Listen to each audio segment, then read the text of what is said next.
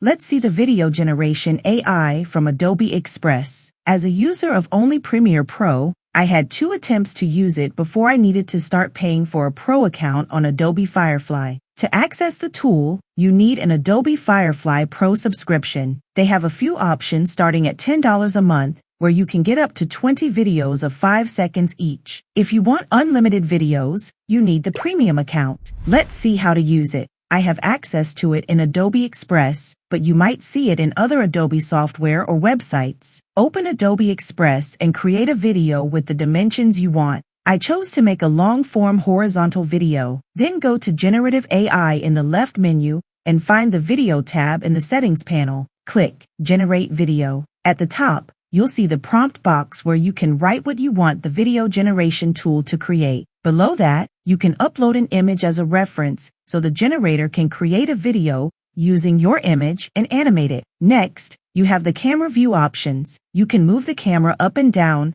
right and left, zoom in and out, keep it static, or make it look like someone is holding the camera with movement. After that, you have the shot size. Choose between a close-up or a long shot. Lastly, there's the camera angle. Imagine where the camera is shooting from, above, below, from the side, or an aerial shot. For this example, I wrote a prompt to see an aerial view of a forest road with a person walking or jogging through the trees in autumn. Well, after I generated it, the person didn't have 2 legs and moved in a very odd way instead of walking or running. In the next example, I asked it to create a video of aerial view of a mountaintop with a person standing with arms raised into the fog or clouds. This time the person started as a silhouette, but it didn't look like a real human. After the shot moved a bit, it looked better and more like a person. While I wanted to continue exploring, I found out I didn't have more credits. I only had 2 attempts, so I couldn't test how the image reference worked or let it create more videos to see if it could make something usable. You can see here that they say what this video generation tool is meant for.